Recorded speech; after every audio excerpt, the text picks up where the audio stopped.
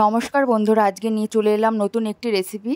আজকে তোমাদের সাথে শেয়ার করব গাটি কচুর একটি রেসিপি। এই দেখো, আমি গাটি কচু আর আলু ভালোভাবে ধুয়ে কিন্তু কেটে নিয়েছি। এরপর দেখো, কড়াইয়ে তেল চাপিয়ে দিয়েছি। তেলটা গরম হওয়ার সঙ্গে সঙ্গে আমি গাটি কচু আর আলুগুলো কিন্তু তেলের মধ্যে ছেড়ে দিলাম। এইবার কিন্তু এগুলোকে আমি লাল লাল করে ভালো করে ভেজে নেব। তোমরা চাইলে কিন্তু এই গাটি কচুটাকে ভাপিয়েও নিতে পারো। তো আমার মনে হয় গাটি কচুটাকে ভাপিয়ে নিলে টেস্টটা একটু কমে যায়। যাই হোক, এর কিন্তু গলা চুলকানোর কোনো ব্যাপার নেই, তো তাই জন্য তোমরা এটাকে ভেজেই করবে। এই দেখো, এরপর কিন্তু আমি হলুদ আর লবণ এর মধ্যে অ্যাড করে দিলাম। এবার কিন্তু এগুলোকে আমি ভালোভাবে ভেজে নেব, একটু কড়া কড়া করে। এই দেখো, মোটামুটি কিন্তু আমি কড়া কড়া করে ভেজে নেব এগুলোকে। এই দেখো, মোটামুটি আমার ভাজা হয়েও গেছে কড়া কড়া করে। যাই হোক, এবার দেখো এগুলোকে আমি তুলে নেব। আর তারপর আমি একটা কিন্তু পেস্ট বানিয়ে নিচ্ছি। পেস্টটা হলো কাঁচা লঙ্কা, পেঁয়াজ, রসুন, আদা আর গোটা জিরে। একটা পেস্ট আমি মিহি পেস্ট করে নিয়েছি। এই দেখো, তারপর যে একটু তেল ছিল, ওই তেলের মধ্যে আমার একটু সামান্য পরিমাণ তেল অ্যাড করে নিয়েছি। তারপর আমি একটা তেজপাতা আর শুকনো লঙ্কা আর গোটা জিরে দিয়ে কিন্তু আমি এই ফোড়নে দিলাম। তো ফোড়নে দেওয়ার পর আমি কিন্তু সঙ্গে সঙ্গে যে পেস্টটা তৈরি করে রেখেছিলাম, সেই পেস্টটাই কিন্তু আমি দিয়ে দিলাম। এবার দেখো, এটাকে কিন্তু আমি ভালোভাবে কষিয়ে নেব।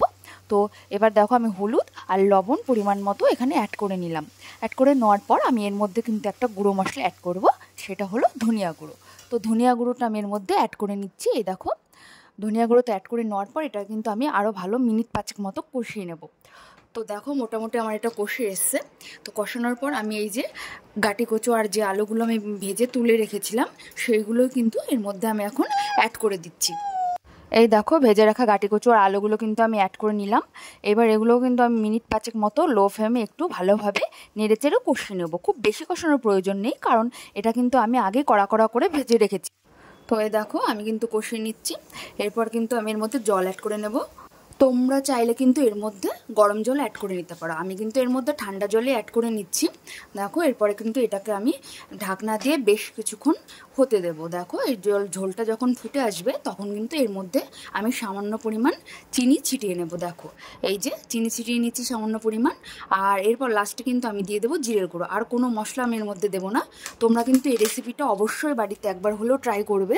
আশা করি তোমাদের ভালো লাগবে। তো রেসিপিটা যদি ভালো লেগে থাকে, অবশ্যই একটা লাইক দিয়ে আমার পাশে থেকো, আর বেল আইকনটা প্রেস করে দিও।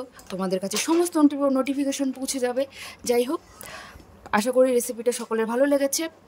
নেক্সট দেখা হচ্ছে নতুন একটি রেসিপির সাথে। Thank you.